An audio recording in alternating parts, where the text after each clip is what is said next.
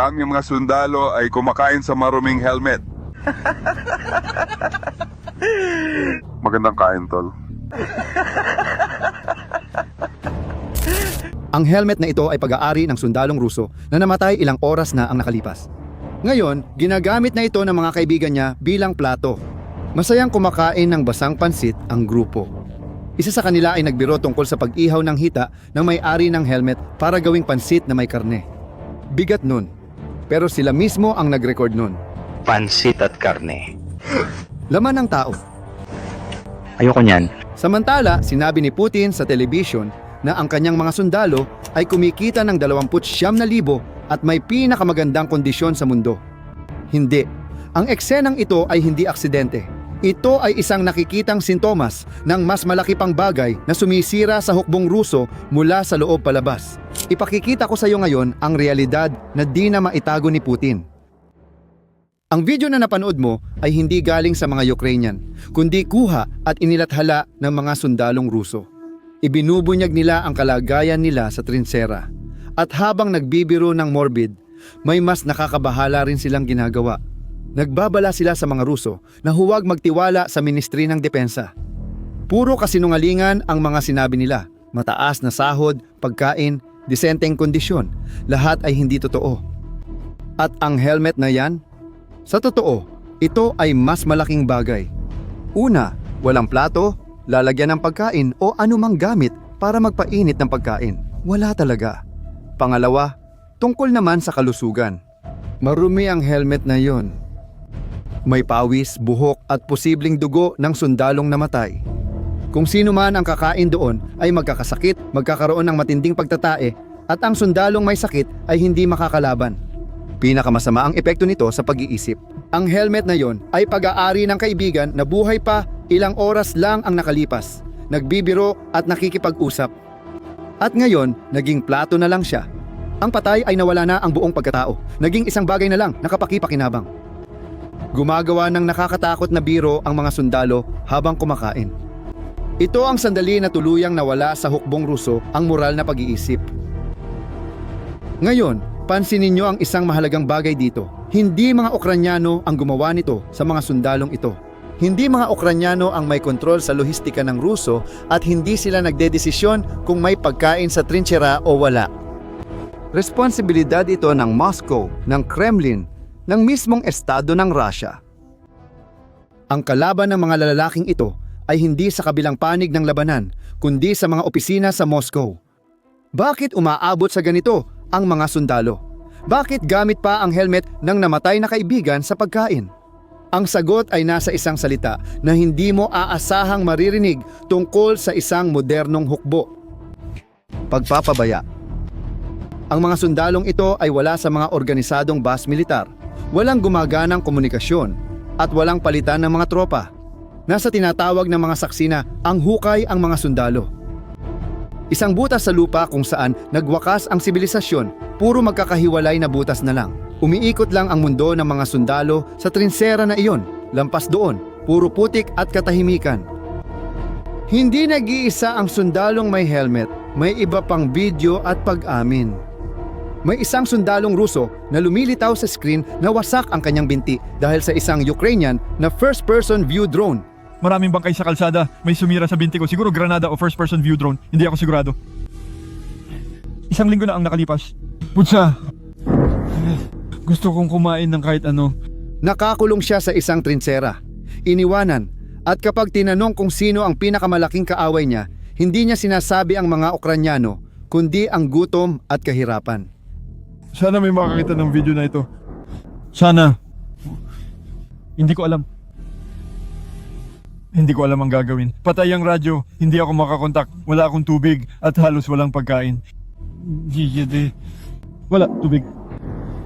Itong walang kwentang unit, itong mga walang kwentang komander, itong mga walang kwentang Ukrainyano. Ang lalaking ito ay umaamin na hindi pa siya nakakakita ng pagkain sa loob ng isang linggo. Isang linggo. Wala rin siyang nakikitang tubig. Putol ang kanilang mga radyo, walang kontak sa command, walang tsansa ng pagsagip. Ang tanging tunog sa mga frequency ng radyo ay katahimikan. Napansin niya ang isang nakakatakot na bagay. Hindi na siya isang sundalo, isa na siyang taong iniwan para mamatay. Oo, Ukrainian ang drone na tumama sa binti niya. Pero sino ang nag-iwan sa kanya ng gutom ng isang linggo? Sino ang pumutol sa komunikasyon at nag-abandona sa kanya para mabulok? Hindi mga Ukrainian, kundi ang sariling hukbong Ruso. Pag-isipan mo muna yan. Ang mawalan ng tubig ng mahigit 3 araw ay sobrang delikado. Isang linggo na walang tubig, nagsisimula ng tumigil ang katawan sa paggana. Bumabagsak ang mga bato, nagsisimula na ang mga guni-guni ng tao. Sa ganitong sitwasyon, inaasahan nilang lalaban pa siya. Pero maging direkta na tayo dito. Kapag sobrang gutom mo na hindi mo napansin ang putok ng kalaban, hindi ka na sundalo kundi taong pilit umiwas sa gutom. Ang tawag ng mga eksperto sa militar dito ay ganap na pagbagsak ng lohistika, pero masyadong teknikal yon. Simple lang ang nangyayari. Hindi na kayang gawin ng hukbong Ruso ang mga pangunahing bagay tulad ng pagpapakain sa kanilang sundalo. Ito ang pinaka nakakatakot, hindi lang kakulangan sa kakayahan, kundi sinadyang estratehiya ito. Habang nagugutom ang mga sundalo sa trintsera, ibang digmaan laban sa sariling hukbo ang isinusulong ng Kremlin. At ang sandata sa digmaang ito, vodka. Hayaan mong ipaliwanag ko sa iyo. Historikal, palaging mahalaga ang vodka sa hukbong Ruso.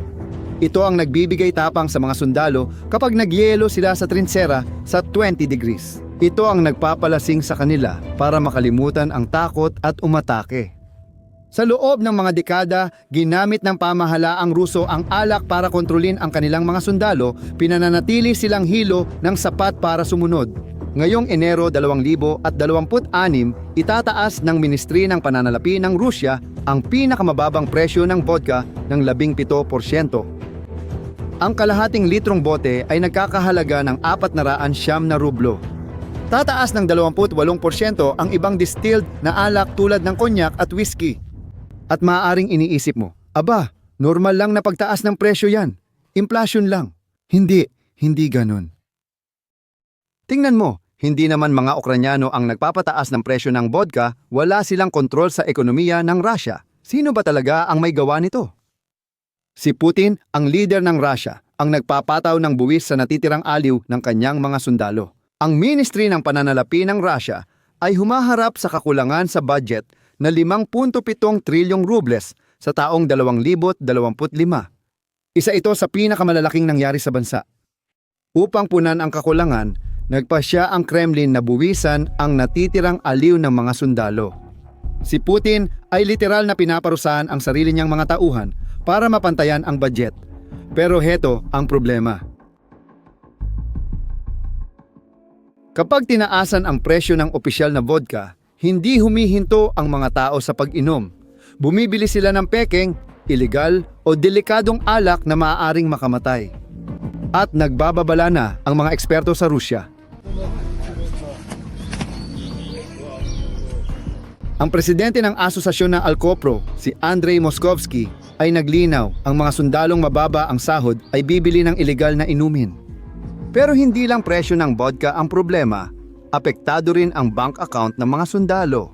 Nagtatag ang Rusya ng hukbo ng mersenaryo. Iyon ang sinabi nila.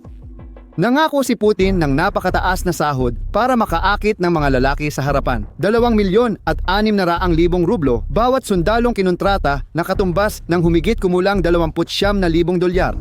Iyon ang pangako, pero ngayon ang mga pangakong iyon ay naging mga tsekeng talbog. Ang ministro ng pananalapi ng Yakutia, isang republika sa pinakadulong silangan ng Rusya, ay opisyal na umamin na sinuspindi na ang mga bayad sa mga sundalo.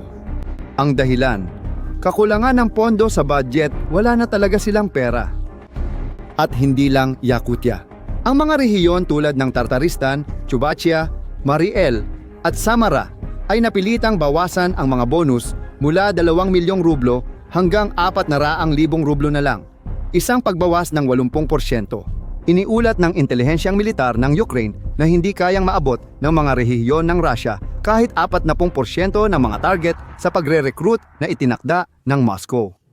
Pakinggan mo ito. Hindi ninakaw ng mga Ukrainian ang perang ito. Hindi rin kontrolado ng mga Ukrainian ang budget ng Russia. Sino ang nangakong magbayad ng sahod pero hindi tumupad? Moskva. Sino ang nagbawas ng bonus ng 80%? Ang mismong gobyerno ng Russia. Hindi ito digmaan, kundi panlilin lang. Nililin lang ng Russia ang sarili nilang sundalo. Simple at brutal. Walang pera, sundalo, pagkain, moral, vodka o pampamanhid. Ang nangyari dito ay isang pangunahing pagbabago. Hindi na bayarang sundalo ang mga lalaki. Hindi na sila lumalaban para sa perang ipinangako dahil hindi naman dumarating ang pera. Ginawa na silang alipin na mamatay para sa sahod na di nila makukuha. Kapag hindi dumating ang sahod, sobrang mahal ang vodka at wala ng pagkain, natitira ay hindi katapatan kundi galit. Dito nagmumula ang tunay na panganib. Ang gutom at kahirapan ay hindi lang nagpapahina sa hukbo. Maaari rin nitong gawing nag-aaklas na masa ang mga sundalo at itutok ang armas sa kanilang pinuno. Kapag inalis mo ang lahat ng iyon sa isang armadong lalaking namamatay sa trinsera, ano sa tingin mo ang mangyayari? Просто вода. Сними чапу. Ну-ка это. Tumatakas siya at hindi sila kakaunti. Mula nang magsimula ang pananakop sa Ukraine, hindi bababa sa 50,000 sundalong Ruso ang tumakas. 50,000. Katumbas ito ng ilang buong dibisyon na parang naglaho na lang. Sa Sentral na Distrito Militar, mahigit 25,000 sundalo at opisyal ang tumakas sa loob lamang ng 9 na buwan. Tulad ng itinuro ni Yevgeny Kochegin, pinuno ng grupong Duor na nakabase sa Volgogrado, hindi tumatakas ang mga lalaking ito dahil sila ay mga pasipista o aktivista laban sa digmaan. Tumatakas sila dahil gusto nilang mabuhay. Pagka-realize nilang ipapadala silang parang karne sa gilingan at di na makakalabas ng buhay mula sa maputik na trinchera, agad silang tumatakas ng di lumilingon. Pero may mas malalang nangyayari. Dahil sa 50,000 sundalo na tumakas mula sa hukbo, marami sa kanila ang tumakas na dala ang kanilang mga armas at kagamitan. Naging mga grupo sila ng armadong kriminal sa loob mismo ng Rusya, mga sundalong sinanay, armado at labis na pinagtaksilan ng sarili nilang gobyerno na ngayon ay isang panloob na banta. Tumalikod sila sa gobyernong Ruso. Alam ito ng Kremlin. Kaya, bumalik sila sa mga lumang paraan noong panahon ni Stalin at naglagay ng mga sundalong Ruso sa likod ng frontline. Misyon ng mga sundalong ito na barilin ang sinumang sundalong Ruso na tatakas o aatras.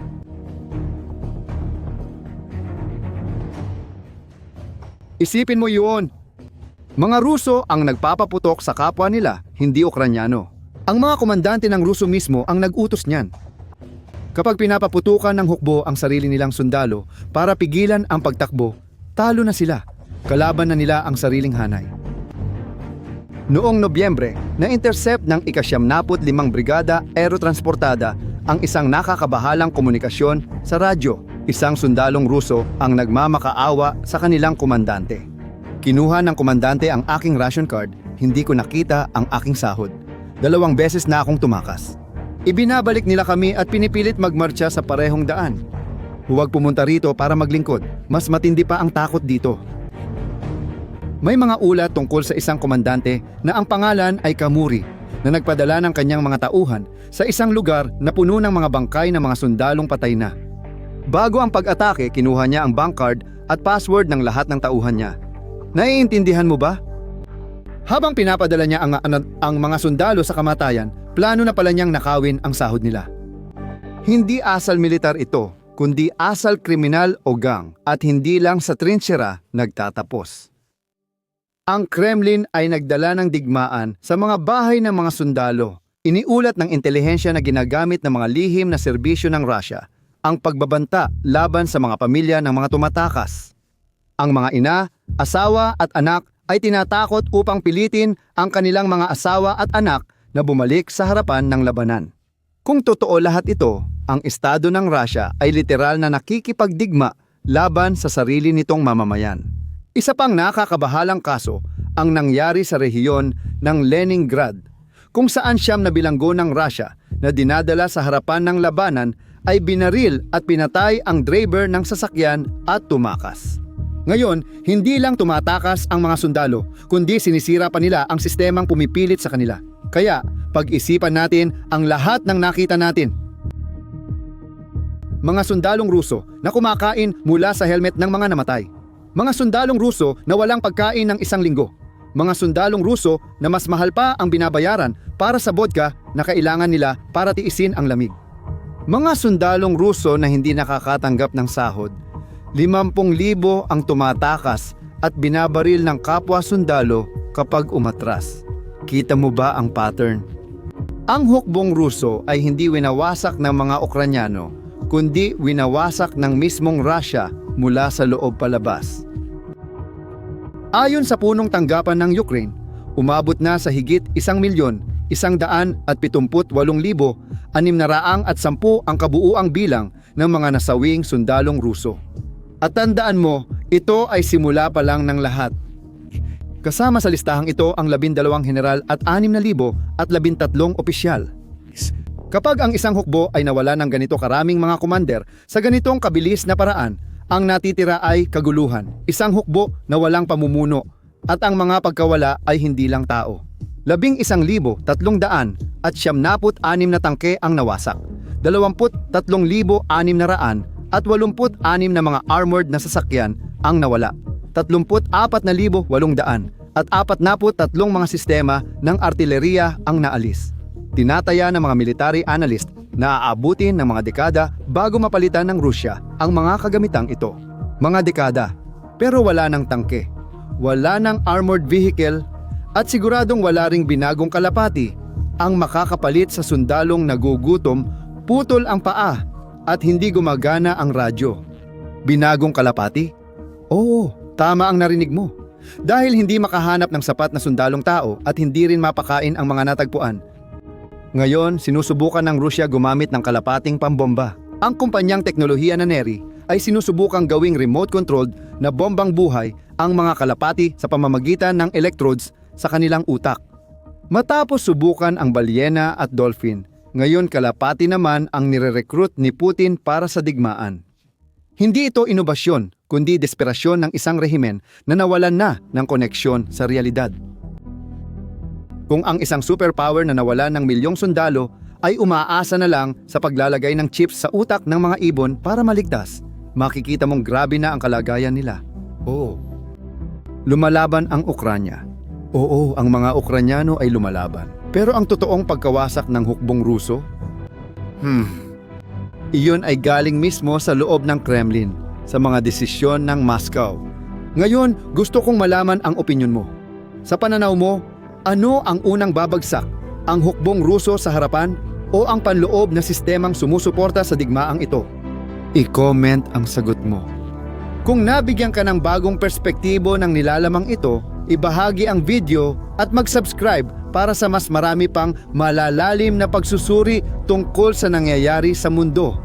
Salamat sa panonood. Sa susunod,